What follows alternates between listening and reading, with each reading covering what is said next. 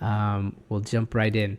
So, one of the better teams here in the Central Division is the Milwaukee Bucks. Last year's record 49-33, finished as a 3 seed. A lot of weird things going on with them. They fired their head coach halfway through the season, bring in Doc Rivers. Still somehow finished with the 3rd seed here, and then they made a lot of they didn't make too many additions here. They added Torian Prince, Gary Trent Jr. ended up here, DeLon Wright ended up here. They lost Malik Beasley. They got rid of Pat Bev. They added AJ Johnson, a guard, with the 23rd pick. So I think the Bucks, they're an interesting team here. And what do you think? Over 51.5 wins this year? I think they'll be slightly on the under, and I think that they have some issues. I think we both picked them for the 3 seed. They could very easily be the 6 seed, given the lack of depth, and they have some serious perimeter defense issues. They were still the 6th best offense in the league, but they were the 19th worst defense in the league. They did not have a good defensive year, and it showed in the playoffs. Even though they got a pretty good number of games from Giannis and Dame Lillard, Chris Middleton can't stay healthy. They can't defend the 3-point line very well. They didn't really add anyone that makes you go, wow, okay, the Bucks are back. You're kind of just hoping that Brook Lopez kind of maintains the status quo, and maybe you get more games out of Middleton.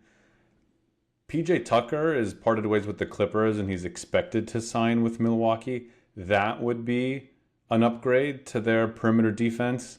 But I think that they'll have a hard time, specifically on defense. They can shoot and score their way through games because they have two of the top guys in the league. But it's shaky because they do have some competition in the East. Yeah, I agree with you on those points, Osama. I do think though they're still talented enough where they didn't have Middleton for a lot of this, like about half the season last year. So I do think him being kind of fully healthy, coming back into the fold, I do think that does get them to 52 wins. But like you said, right, easily something could happen. Dame and Giannis are not really playing well off each other, and then just like that, they're dropping down to the 6th seed. So I could see it either way, but I think for now, I say they're about a 52-win team and the 3rd seed here in the East. All right, let's move on over here to the Cleveland Cavaliers. Their 23-24 record was 48-34. They were the 4 seed. The over-under for this year is 47.5. They didn't do much. They just re-signed a bunch of their guys, and they drafted Jalen Tyson, a forward, with the 20th pick. So they kind of kept everything the same. They re-signed Jared Allen, Evan Mobley, Donovan Mitchell, Isaac Okoro. So they just kept their core together. So what are your thoughts here? Do you think they can do it again? Can they go over 47.5 wins? Can they be a 48-win team again? Yes, the Isaac Okoro signing, the one that made Woj quit when he had to tweet it in the middle of the day, that signing.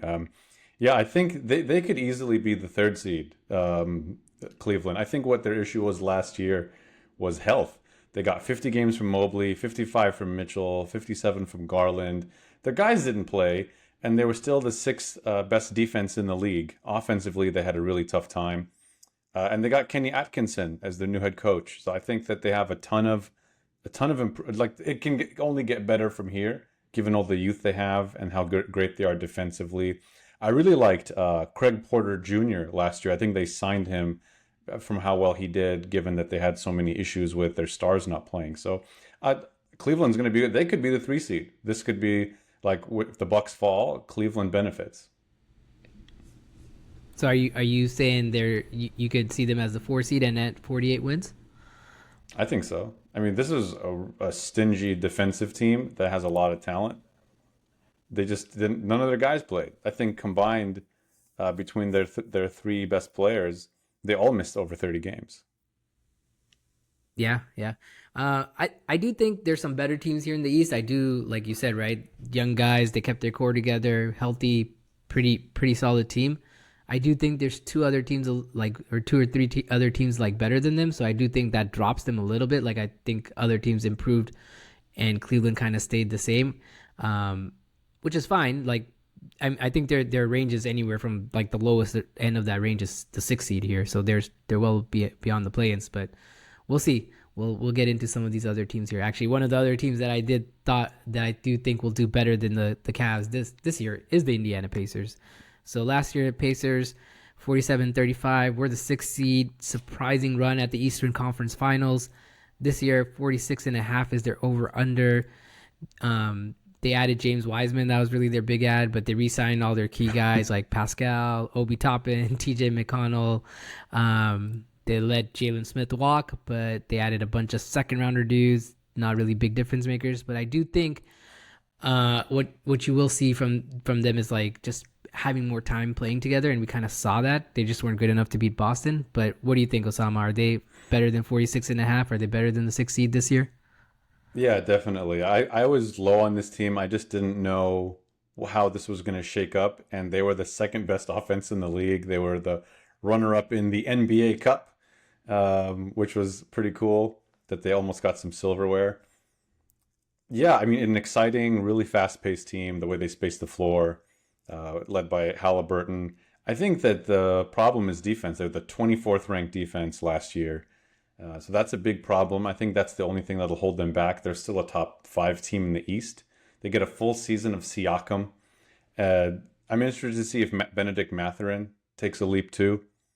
And they drafted Jarris Walker last year, who's probably arguably the best defender in last year's draft, aside from Wembanyama. So I'm interested to see if he gets some run. This will be a good team again this year. Yeah, I agree with you, and I do think they'll go over that. I do have them here penciled in as I think the fifth seed here, so ahead of the Cavs for me, and I do think they will go over that 46.5. And like you said, I'm excited to see, does Mathurin take a leap forward? Does Jarris Walker get some playing time? Does he anchor that defense a little bit more for them? Right? Can they run lineups of Siakam, Walker, Halliburton? Those are going to be interesting lineups. And so we'll see. I do really like what the Pacers are building out there, and I do think they are a top 5 seed here in the East for sure. Yeah, and I think the more Tyrese Halliburton we get to hear, I'm interested to see if he has more than 2 voices when he speaks, because it sounds like he does. So can't wait. All right, with that, moving on over to the Chicago Bulls. Last year they were 39-43, the 9 seed. Their over and under is 30.5 for this year. They added Josh Giddey, Jalen Smith, Chris Duarte. They re-signed Patrick Williams. They traded away Alex Caruso, lost DeMar DeRozan, Andre Drummond, Javonte Green.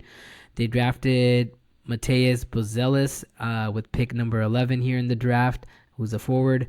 So interesting stuff the Bulls are doing, but where do you see them, Osama, at over or under on 30.5? Under. This team is stuck in the mud, man. They're not talented enough to win basketball games. Like they got 25 games from Zach LaVine, and at times they looked better without him. They lost all of their best players for the most part. I think they could fall all the way down to the 12th seed, and they should pray for a lottery pick. They're just not a good basketball team. I don't know what the hell they're doing. I am 100% with you. I mean, it sounds like they're trying to trade guys like Levine and Vucevic as well to just completely tank there to the bottom and compete with the Nets for some reason at the bottom of this Eastern Conference. But that's definitely what they should be doing. There's no path here to like even the play-ins, I think, for them. I think 12th is where they're at, and definitely way under 30 wins for them for sure. All right, let's move on over to the Detroit Pistons. Last year, they finished 14-68. They were the 15th seed. This year, their over and under is 22.5. They added Malik Beasley. They got Tobias Harris. They added Tim Hardaway Jr. They re-signed Cade Cunningham. They didn't lose much. They lost Taj Gibson, Quentin Grimes, James Wiseman, and then added Ron Holland with the 5th pick overall. So what are your thoughts out there about the Pistons and what they're building out there? I mean, it can't get worse than last year, right? Didn't they damn near lose like 30 straight games? Like that was awful. So there's no way that it can only go up from here. They'll be better than last year. I think, at least. I think they can get that over just because of how terrible they were. They did show a lot of heart in trying to stay away from that streak extending any further. They added some vets that are good for the culture, with Tobias Harris and Tim Hardaway. Marcus Sasser, I thought he had some bright spots shooting off the bench last year. I love Jaden Ivey. And I think Ivy will have more freedom this year. It seemed like him and Monty Williams weren't eye to eye, and some stories got out that the organization wasn't happy with the way Monty Williams was using Jaden Ivey. So I'm expecting it to be, I think, cohesively a better team. And they did miss Marvin Bagley most of the season. So I think that there's just a lot that can go a little bit better for them. It's not like they're going to make the playoffs, but they'll be 12th, 11th, 12th, something like that. Yeah, I'm with you there. I do think definitely over 22 and a half. I'm excited to see Cade Cunningham this year. I do think he's going to be right there on an all NBA team. He might be third team all NBA. I do like Ron Holland as well. I think he has a legitimate chance of winning rookie of the year this year. So definitely excited for what the Pistons are building. I do see their kind of ceiling there as the 10th seed where they're just right sneaking in there on the play-in. So we'll see. We'll see what happens. I do like what they're building, and I do see they're definitely maybe a few years away from being a contender here in the Eastern Conference. Yep.